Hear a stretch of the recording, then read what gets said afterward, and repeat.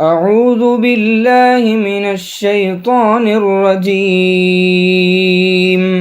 ولما جاءت رسلنا لوطا سيء بهم وضاق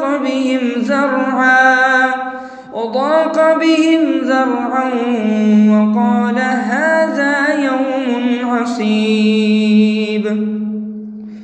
وجاءه قومه يهرعون إليه ومن قبل كانوا يعملون السيئات.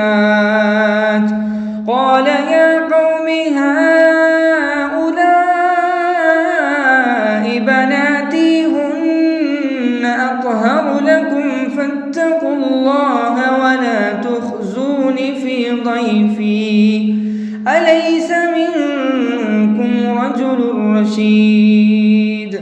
قالوا لقد علمت ما لنا في بناتك من حق وإنك لتعلم ما نريد.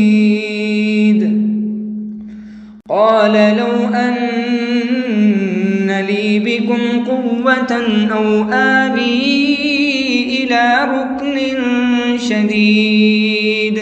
قالوا يا لوط إنا رسل ربك لن يصلوا إليك فأسر بأهلك بقطع من الليل ولا يلتفت منكم أحد إلا امرأتك إنه مصيبها ما أصابهم إن موعدهم الصبح أليس الصبح بقريب.